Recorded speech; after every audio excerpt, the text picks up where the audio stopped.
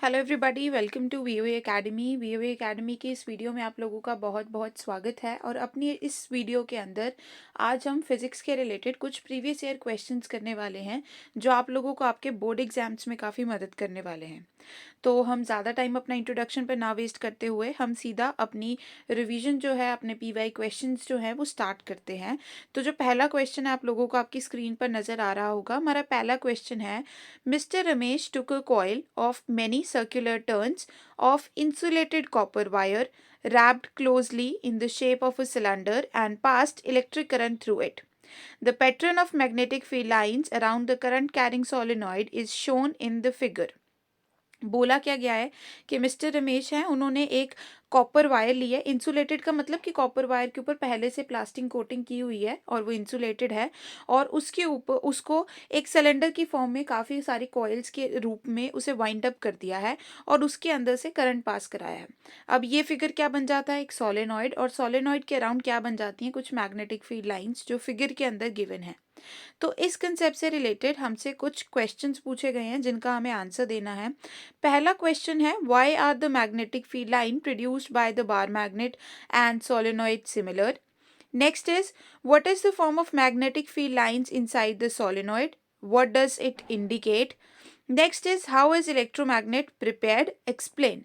तो हम बारी बारी से इन तीनों क्वेश्चंस का आंसर करेंगे, लिखेंगे, सीखेंगे कैसे करते हैं इन्हें, और 10 हम इनका आंसर देंगे। तो देखिए, हमारा पहला क्वेश्चन है, why are the magnetic field lines produced by bar magnet and solenoid similar?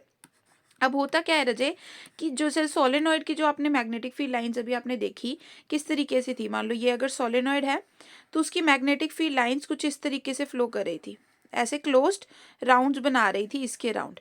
और अगर आप एक सिंपल बार मैग्नेट लो, बार मैग्नेट मतलब एक रेक्टेंगुलर, एक क्यूबॉइडल शेप अगर आप मैग्नेट लेते हो, तो उसका भी जो मैग्नेटिक फील्ड लाइंस होती है ना, काफ़ी ज़्यादा सिमिलर होती है। इसी तरीके की मैग्नेटिक फील्ड लाइंस आपको बार मैग्नेट के अंदर भी देखने को मिलती हैं।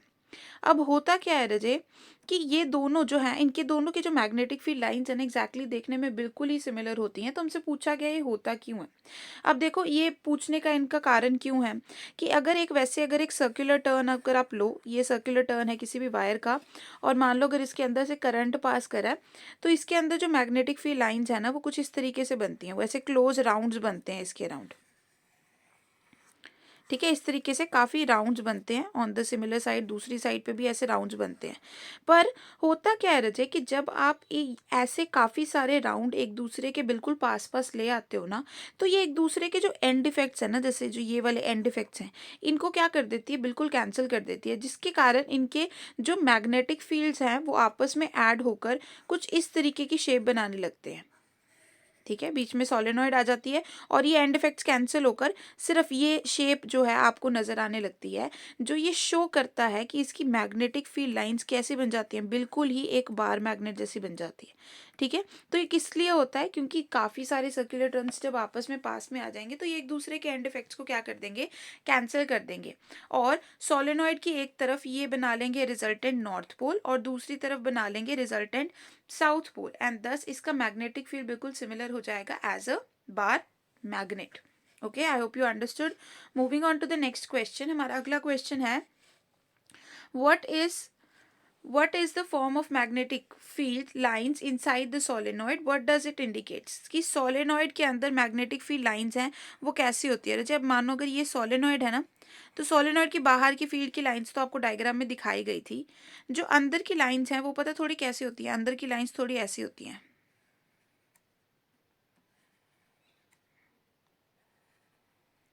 ठीक है, अगर मैं सेपरेट डायग्राम बनाऊं तो अंदर की इसकी लाइंस ना बिल्कुल ऐसे होती हैं, यूनिफॉर्म रजे, इक्वल गैप होता है इनके अंदर, इक्वल डिस्टेंस पे सेम डायरेक्शन के अंदर ये फ्लो कर रही होती हैं। इस तरीके की लाइंस आपको देखने को मिलती है इनसाइड अ सोलेनॉइड। ठीक है, इनसाइड द सोलेनॉइड आपको इस तरीके की मैग्नेटिक फील्ड लाइंस देखने को मिलती हैं।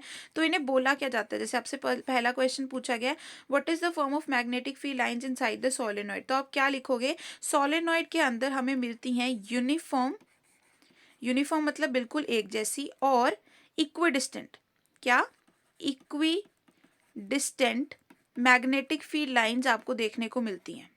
ठीक है। इक्वी डिस्टेंस का मतलब हर एक लाइन के बीच में जो डिस्टेंस होता है वो काफ़ी बराबरी का होता है और ये काफ़ी यूनिफॉर्म होती हैं।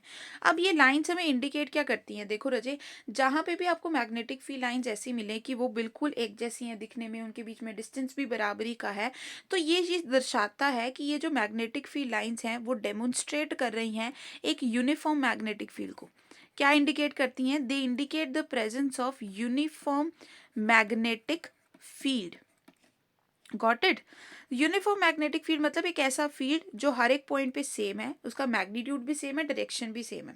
अब इसके साथ साथ मैं आपको ये बता देती हूँ कि अगर कभी नॉन यूनिफॉर्म मैग्नेटिक फील्ड हुआ तो उसमें लाइंस कुछ इस तरीके से होंगी, कर्व हो सकती हैं वो, है ना, उनके बीच में मान लो डिस्टेंस कभी ज़्यादा है कभी काफ़ी कम है। तो ये ऐसी अगर आपको लाइंस मिलती हैं ना जो कभी कर्व्ड है, उनके बीच में डिस्टेंस सेम नहीं रह रहा है, उनकी डायरेक्शन बदल रही है, तो वैसा जो भी फील्ड बनता है उस फील्ड को हम नॉन यूनिफॉर्म मैग्नेटिक फील्ड बोलते हैं। और जब भी लाइंस आपको इस तरीके से मिले, है ना, इक्विडिस्टेंट, है ना, यूनिफॉर्म, एक ही डायरेक्शन में ट्रैवल करती हुई स्ट्रेट लाइंस मिले, तो इसका मतलब they are showing us uniform magnetic field. जैसे जो सोलेनॉइड के बाहर लाइंस होती हैं वो कर्व्स होती हैं, ठीक है, और फर्दर वो कर्व्स कैसे होते हैं, उनके बीच में डिस्टेंस जो है वो टाइमली इंक्रीज करता रहता है।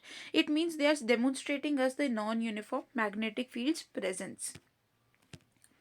Moving on to the next question, how is an electromagnet prepared, explain कि एक इलेक्ट्रोमैग्नेट को किस तरीके से प्रिपेयर किया जा सकता है। अब रजे, इलेक्ट्रोमैग्नेट होती क्या है? एक मेटल का पीस जो क्या है एक मैग्नेट की तरह बिहेव कर सकता है, उसे हम इलेक्ट्रोमैग्नेट बोल सकते हैं, ठीक है। अब इलेक्ट्रोमैग्नेट को बनाना बहुत ही आसान है, उसे सोलेनॉइड की मदद से बनाया जाता है, इसलिए वो इस क्वेश्चन में इंक्लूडेड है। हम करते क्या है, we take a piece of soft iron, हम एक सॉफ्ट आयरन का पीस लेते हैं और उस सॉफ्ट आयरन के पीस के अराउंड अगर हम किसी वायर को वाइंड अप कर दें, मान लीजिए सॉफ्ट आयरन का पीस आपने लेना है और ये सिलेंड्रिकल शेप का ही होना चाहिए, और इस सॉफ्ट आयरन के पीस के अराउंड अगर हम इस तरीके से एक वायर वाइंड अप कर दें इन द फॉर्म ऑफ सोलेनॉइड, और फिर उसके अंदर से क्या पास कराएं, फिर उसके अंदर से अगर हम पास कराएं कुछ अमाउंट ऑफ करंट, तो अब ये जो आयरन का पीस है अब ये नॉर्मल आयरन का पीस नहीं रहेगा, बल्कि अब ये एक मैग्नेट की तरह बिहेव कर दे जाएगा, या फिर अगर हम स्पष्ट कहें तो ये एक इलेक्ट्रोमैग्नेट बन जाएगा, ठीक है। तो इलेक्ट्रोमैग्नेट कैसे बनाई जाती है, take a piece of soft iron और उसके अराउंड एक वायर को वाइंड अप करो in the form of solenoid, current pass कराओ और आपकी इलेक्ट्रोमैग्नेट तैयार। कुछ ज़्यादा स्पेशल नहीं, कुछ ज़्यादा मुश्किल नहीं। अब चलते हैं हम अपने अगले क्वेश्चन की तरफ। हमारा अगला क्वेश्चन है, what are the consequences and causes of short circuit. Short circuit के कॉन्सिक्वेंसेज और इसके कॉजेज क्या क्या हो सकते हैं, ठीक है। तो अब देखिए कॉन्सिक्वेंसेस का मतलब क्या होगा कि शॉर्ट सर्किट होने के बाद क्या क्या हो सकता है, एंड कॉजेस की मतलब ये शॉर्ट सर्किट होता क्यों है। देखिए सबसे पहले कॉज समझना ज़्यादा इंपॉर्टेंट है। कॉज क्या होता है शॉर्ट सर्किट का? शॉर्ट सर्किट तब होता है जब अगर आपके पास कोई वायर हो जिसकी रेजिस्टेंस बहुत कम है, वो लो रेजिस्टेंस की वायर हो, ठीक है, और अगर उसमें से हाई करंट क्रॉस कर जाए, मतलब जितना अमाउंट ऑफ करंट हमें गिवन है उससे ज़्यादा हाई अमाउंट ऑफ करंट अगर उसमें से पास कर जाए, तो उस वायर में क्या होने का चांसेस है, उस वायर में शॉर्ट सर्किट होने का चांसेस है, ठीक है। समझ आ रहा है कॉज आपको? कॉज क्या होगा, लो रेजिस्टेंस वायर में से ज्यादा amount of high amount of current pass कर जाए तो क्या हो जाता है, शॉर्ट सर्किट। इसके कॉन्सिक्वेंसेस क्या हो सकते हैं, कॉन्सिक्वेंसेस मतलब इसके नुकसान क्या हो सकते हैं या इसके होने के कारण हम पर क्या फर्क पड़ेगा। तो होता क्या है, बिकॉज ऑफ शॉर्ट सर्किट काफी सारे इलेक्ट्रिकल इक्विपमेंट डैमेज हो सकते हैं। तो इसके कॉन्सिक्वेंसेस क्या है, डैमेजिंग ऑफ इलेक्ट्रिकल इक्विपमेंट्स, कोई भी इलेक्ट्रिकल इक्विपमेंट है वो क्या हो सकता है, डैमेज हो सकता है। That is why short circuit is very हानिकारक, या बोलिए हमारे लिए डिसएडवांटेजेस होता है। Got it. अब हम बढ़ते हैं अपने अगले क्वेश्चन की तरफ। हमारा अगला क्वेश्चन है, right the difference between AC and DC. तो एसी और डीसी में डिफरेंस लिखने से पहले हम ये देख लेते हैं एसी डीसी होता क्या है। एसी की फुल फॉर्म है रजे अल्टरनेटिंग करंट। क्या है एसी की फुल फॉर्म? एसी की फुल फॉर्म होती है अल्टरनेटिंग करंट। एंड डीसी की फुल फॉर्म क्या होती है?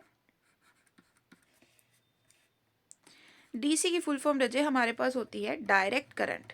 क्या होती है डीसी की फुल फॉर्म? डीसी की फुल फॉर्म होती है डायरेक्ट करंट, ठीक है। अब ये क्या है, ये दो डिफरेंट टाइप्स ऑफ करंट है, तो इसका डिफरेंस असल में आप क्या लिख सकते हो, इनके बारे में कुछ लिख सकते हो, वो इनका डिफरेंस बन जाएगा। अब अल्टरनेटिंग करंट कैसा करंट होता है? अल्टरनेटिंग करंट वो होता है जिसका मैग्नीट्यूड यानी कितना अमाउंट में करंट फ्लो कर रहा है और उसकी डायरेक्शन और उसकी डायरेक्शन अगर चेंज होती रहे, अगर एक ऐसा करंट फ्लो करे जिसका मैग्नीट्यूड यानी अमाउंट ऑफ करंट और डायरेक्शन कि वो किस डायरेक्शन में फ्लो करता जा रहा है, अगर वो कॉन्टिन्यूसली चेंज करता रहे तो उस करंट को बोला जाता है अल्टरनेटिंग करंट। वेयरएस एक ऐसा करंट जिसका मैग्नीट्यूड एंड डायरेक्शन जो है वो चेंज ना हो, नो चेंज आ जाए, तो उस करंट को हम बोलते हैं डायरेक्ट करंट। ठीक है। अब इसको अगर आप ग्राफ की फॉर्म में रिप्रेजेंट करना चाहो तो वो भी आप कर सकते हो। जैसे फॉर एग्जांपल अगर ये वाई एक्सिस पे हम आई प्लॉट कर रहे हैं, यहाँ पे हम टाइम प्लॉट कर रहे हैं, तो आप अल्टरनेटिंग करंट को डेमोन्स्ट्रेट कर सकते हो इस तरीके के ग्राफ से। ये ग्राफ क्या शो कर रहा है, ये ग्राफ हमें शो कर रहा है अल्टरनेटिंग करंट।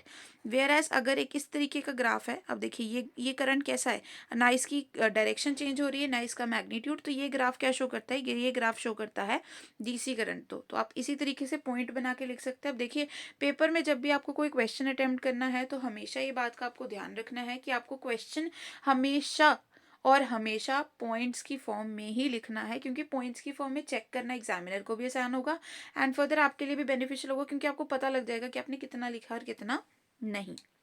तो moving on towards the next question, हमारा अगला क्वेश्चन इलेक्ट्रिसिटी चैप्टर से है और उसमें हमें काफ़ी भयंकर रेजिस्टेंसेस नज़र आ रही हैं। तो देखिए हम क्वेश्चन पढ़ते हैं, करना क्या है, find the current in the circuit below. हमें सर्किट गिवन है नीचे और उसके अंदर हमें करंट फाइंड आउट करना है। तो वो करंट रजे यहाँ पर है, मे बी डायग्राम के अंदर नहीं आया होगा। तो हमें इस सर्किट के अंदर क्या फाइंड आउट करना है, हमें इसके अंदर करंट फाइंड आउट करना है। अब रजे दिखने में जितना मुश्किल है करने में ये उतना ही आसान है। ठीक है, तो हम स्टेप बाय स्टेप चलेंगे और आप लोग इसका काफ़ी आसानी से इसका आंसर ढूंढ पाओगे। तो हम करते क्या है, हम डिफरेंट कलर से इसको सिस्टमैटिकली करेंगे।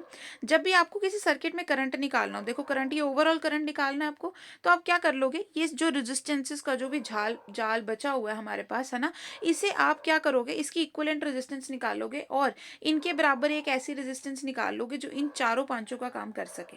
ठीक है, तो इसको करने के लिए हमेशा ध्यान रखो कि वोल्टेज से ऑपोजिट साइड पे जो सबसे दूर वाली रेजिस्टेंस है वहां से सम करना स्टार्ट करो, यानी ऑपोजिट डायरेक्शन से सम करना स्टार्ट करो। तो सबसे पहले हम पीछे वाले इन दो रेजिस्टेंसेस पे चलते हैं। अब आपको दिख रहा होगा कि ये जो दोनों रेजिस्टेंसेस है ना रजे, ये इनके दो सेपरेट कॉमन पॉइंट्स हैं। एक इसका पॉइंट ए है, एक इसका पॉइंट सी है, और ये दोनों आपस में अलग अलग किसी वोल्टेज सोर्स से जुड़ी हुई हैं। तो इसका मतलब ये दोनों आपस में कैसे अटैच हैं, ये दोनों आपस में पैरेलली अटैच हैं। तो पैरेलल में अगर इक्विवेलेंट रेजिस्टेंस अगर आपको ढूंढनी हो तो हम फॉर्मूला यूज करते हैं 1/r इज इक्वल टू इन दोनों रेजिस्टेंसेस का रेसिप्रोकल। तो हम इसको बराबर लिखेंगे 1/30 प्लस 1/30, और जब आप इसको ऐड करोगे तो 1/r आपके सामने आ जाएगा कुछ 1/15 के बराबर। इसका मतलब इन दोनों रेजिस्टेंसेस की इक्विवेलेंट क्या मिल जाएगी आपको, 15 ओम। इसका मतलब अगर इन दोनों रेजिस्टेंसेस को हटाकर इनके जगह पर एक 15 ओहम का अगर रेजिस्टेंस लगा दिया जाए, एक 15 ओहम का अगर रेजिस्टेंस लगा दिया जाए, तो इन दोनों रेजिस्टेंसेस का जितना काम ये दोनों कर रही हैं वो ये 15 ओहम का भी उतना ही काम करेगी। ठीक है, अब हम कलर बदल लेते हैं क्योंकि हमें अगले पार्ट पे चलना है। तो अब देखिए, अब ये 15 ओहम और ये 15 ओहम, अब इन दोनों का जो बैटरी वोल्टेज सोर्स है उससे अलग अलग कनेक्शन नहीं है, ये दोनों आपस में एक ही कनेक्शन से जुड़ रही हैं, इनका अलग अलग कॉमन पॉइंट नहीं है बैटरी से। इसका मतलब ये दोनों आपस में कैसे अटैच है, ये दोनों आपस में सीरीज में अटैच है। सीरीज में अटैच हैं तो इक्विवेलेंट रेजिस्टेंस सीरीज में कैसे निकलती है, इक्विवेलेंट रेजिस्टेंस सीरीज में निकलती है डायरेक्ट एडिशन से। तो हम क्या कर देंगे, डायरेक्टली ऐड करेंगे 15 + 15 और इक्विवेलेंट हमारे पास आ जाएगा 30 ओहम्स। इसका मतलब इन दोनों की जगह पर अगर हम क्या लगा दें, 30 ओहम का एक सिंगल रेजिस्टेंस लगा दें, तो वो हमें क्या देगा, तो वो हमें इतना ही करंट देगा जितना ये दोनों मिलकर दे रही थी। तो इसका मतलब यहाँ पर हम क्या लगा सकते हैं, यहाँ पर we can attach a 30 ohm resistance in its place. अब ये 1 गलती से लग गया, हटा देना। ठीक है, तो अब हमारे पास ये दो रेजिस्टेंस ही बच चुकी हैं, अब इनका हमें वैल्यूएशन करना है। तो ये तो किसी को भी डायरेक्ट देखने से ही पता लग रहा है कि आपस में दोनों ये पैरेलल में अटैच हैं, तो इनका पैरेलल में समेशन कर देते हैं हम। सीधा सीधा ही करना है, 1/r इज इक्वल टू क्या हो जाएगा, 1/30 प्लस 1/15। जब आप इसे ऐड करोगे आपको मिलेगा 3/30, यानी जो आपको आर मिल जाएगी वो किसके बराबर मिल जाएगी, 10 ओहम। यानी जो अब ये चार रेजिस्टेंसेस लगी हुई थी, अगर इनकी जगह पर एक रेजिस्टेंस लगी हो, कौन सी, कितने ओहम की, 10 ओहम की एक सिंगल रेजिस्टेंस लगी हो, तो ये इन चारों का काम कर सकती है। तो हमें मिल गई है हमारी इक्विवेलेंट रेजिस्टेंस जिसकी हमें ख्वाहिश थी। अब हम आगे बढ़ते हैं अपना करंट निकालने की तरफ। अब देखो रजे, करंट निकालना बिल्कुल सिंपल है। एक ही हमारे पास फॉर्मूला है, एक ही हमारे पास छड़ी है, वो है हमारा Ohm's law, V is equal to I R. हमें V भी गिवन है, हमें R भी गिवन है, हमें सीधा I निकालना है। तो V हमें कितना गिवन है? V हमें गिवन है 3। I की वैल्यू हमें निकालनी है और रेजिस्टेंसेस हमने निकालनी है, कितना आ गया है 10 ओहम। तो इसका मतलब मेरा करंट कितना होगा? 0.3 एम्पियर्स। कितना होगा? 0.3 एम्पियर्स। अब फिजिक्स में न्यूमेरिकल करते वक्त सबको ये ध्यान में रखना है कि आपको यूनिट्स मिस नहीं करने हैं। देखिए रजे, मैंने भी यहाँ पे क्वेश्चन अटेम्प्ट किया है। अगर मैं कोई एक भी रेजिस्टेंस निकाल रही हूँ उसके साथ ओहम लिख रही हूँ, करंट निकाल रही हूँ उसके साथ एम्पियर लिख रही हूँ, वोल्टेज ले रही हूँ तो उसके साथ वोल्ट लिख रही हूँ। तो इसी तरीके से आपको भी पेपर में अटेम्प्ट करना है, इसी सिनेरियो से अटेम्प्ट करना है जैसे मैंने अटेम्प्ट किया है। एंड अब अगर आप ऐसे अटेम्प्ट करोगे तो आपको एग्जामिनर को आपका पेपर देखने में भी अच्छा लगेगा, आप भी सिस्टमाइज रहोगे। मान लो अगर कोई गलती हो भी जाती है तो वो ढूंढनी बहुत आसान हो जाएगी। ठीक है, तो आई hope you understood this. Let us move forward towards the next question. और हमारा अगला क्वेश्चन हमारे भाई फेवरेट लाइट चैप्टर की तरफ से आया है, तो इसे भी हम उतनी एक्साइटमेंट में सॉल्व कर देते हैं। हमारा क्वेश्चन की पहले हम स्टेटमेंट पढ़ते हैं। The image of an object form by a mirror is real and inverted. अब कोई इमेज बन रही है किसी मिरर से, और वो इमेज कैसी है? वो रियल है और इन्वर्टेड है। अब देखो रजे, हमने दो ही मिरर किए हैं, एक कनकेव एक कन्वेक्स। रियल इमेज सिर्फ कनकेव बना सकता है, कन्वेक्स तो बना नहीं सकता। ठीक है, तो इसका मतलब क्या है? पहली लाइन में क्लियर है कि आपको क्वेश्चन कौन से मिरर के रिलेटेड आया है, कनकेव मिरर के रिलेटेड आया है। तो हमने अब जितने भी फॉर्मूला लगाने हैं, जो भी साइन कन्वेंशन लगाना है, सारा कनकेव के अकॉर्डिंगली हम लगा देंगे।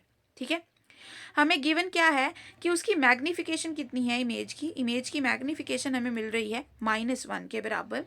If the image is placed at a distance of